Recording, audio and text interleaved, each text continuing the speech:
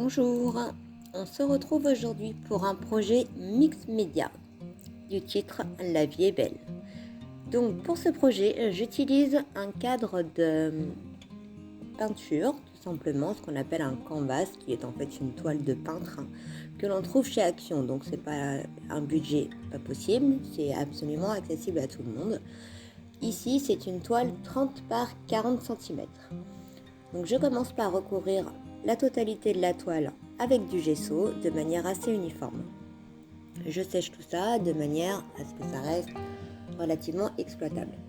Je décide, pour donner de la texture à mon fond, d'ajouter de la gaze. Donc ça, c'est les compresses qu'on utilise en médecine notamment. Ça coûte rien non plus en pharmacie et c'est pour moi, je trouve un très beau rendu à la fin.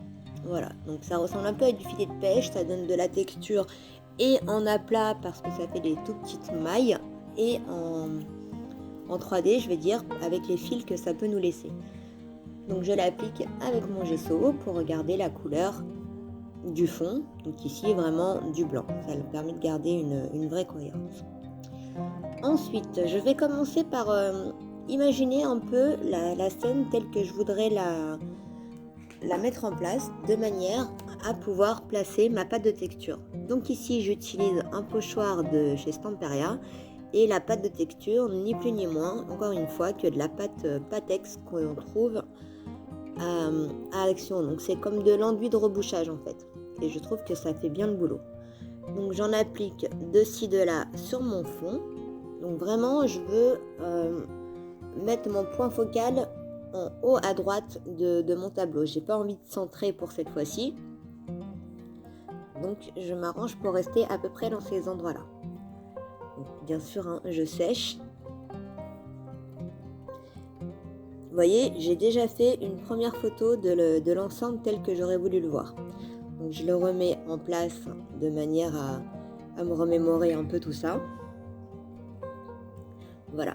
Donc là, on est sur des petits éléments en résine qui m'ont été offerts par Daniel et Laurence. Donc il fallait absolument que je les utilise, évidemment. Hein. Ce sont juste des petites merveilles. Et pour les coller sur mon fond, je vais utiliser du gel mat, ce qui me permettra d'avoir davantage d'épaisseur que de la colle blanche standard. Et ainsi, ça va permettre le collage vraiment impeccable de la composition en fait. Donc ici, j'ai mélangé un peu des rouages, une clé, une serrure, le coin de tableau un peu en haut à droite et en élément donc principal, cette magnifique libellule qui est elle aussi rappelée ou qui comporte plutôt des rouages dans ses motifs. Donc j'ai mis aussi un petit peu des fleurs et des feuillages pour rappeler un peu cet élément naturel. Donc une fois que tout ça est bien en place, je vais mettre un peu de poids avant de le mettre en place, de mettre du poids, je vais utiliser donc ces petites demi-perles. Donc vous voyez, la couleur n'a rien à voir, mais c'est pas grave, j'avais que du bleu à la maison. En fait, je vais recouvrir le tout encore une fois de gesso sur l'ensemble de la composition, ce qui permettra d'avoir vraiment tout blanc. Donc vous voyez, j'avais mis un poids dessus. Maintenant, je viens sécher correctement. Là, on est quelques heures après. Hein. Vraiment, il faut laisser le temps de bien tout prendre pour plus que ça bouge. Donc, je vous le disais, je repasse une bonne couche de gesso partout pour réunifier à nouveau tous les blancs qu'on peut paraître différents. Donc, tout est collé avec le gel mat.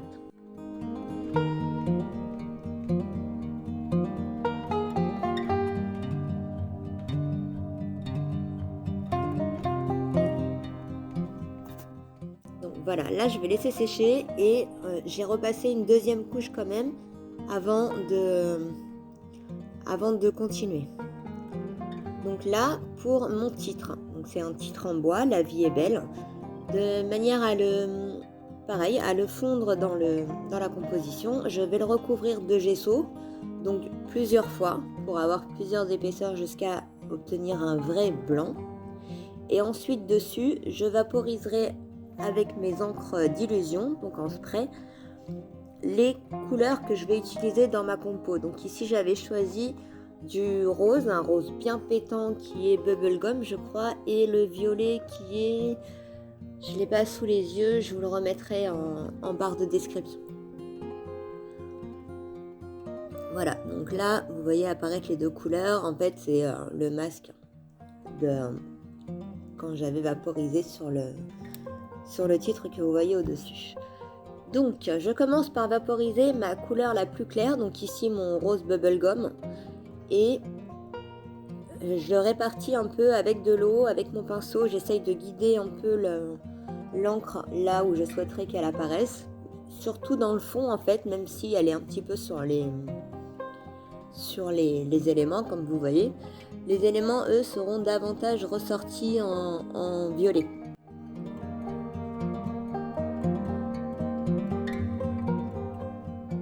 Donc je sèche entre les deux pour éviter qu'il y ait trop de mélange en fait. Je passe maintenant au violet et comme je veux qu'il soit davantage focalisé vraiment sur les éléments, j'utilise un pinceau pour l'appliquer aux endroits où je souhaite qu'il soit. Donc notamment sur la libellule, le coin de tableau en haut et là quelques rouages. Donc là j'ai coulé, l'avantage du gesso c'est que ça ne boit pas tout de suite, on peut encore ramasser légèrement avec du sopalin. Là, j'ai décidé d'ajouter un peu de texture encore avec un... Vous voyez, on est le lendemain, hein, avec un dies de chez Action, donc qui était le dies horloge. Donc je l'ai découpé en plusieurs fois, de manière à pouvoir en mettre plusieurs sur ma composition, toujours.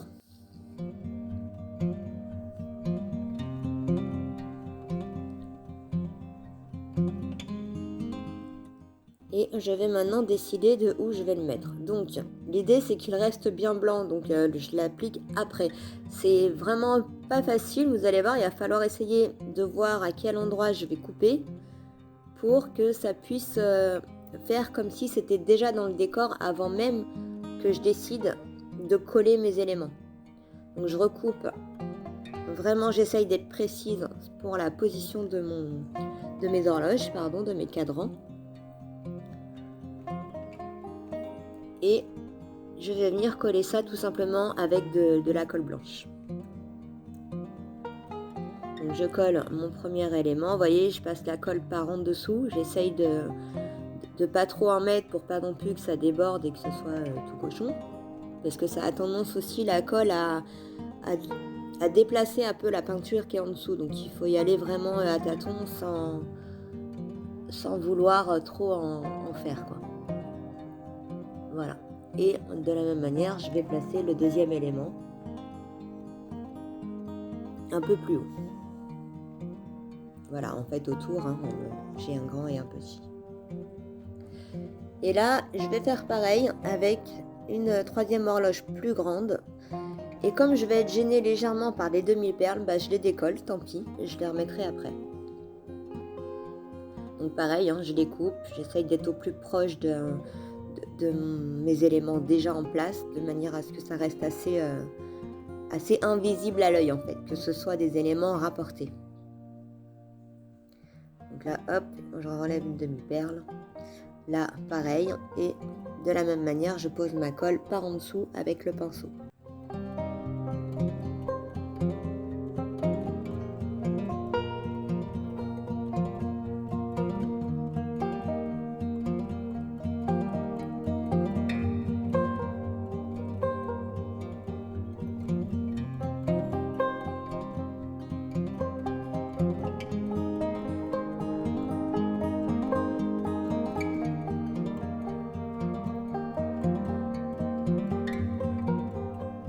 Je replace maintenant les demi-perles que j'avais retirées.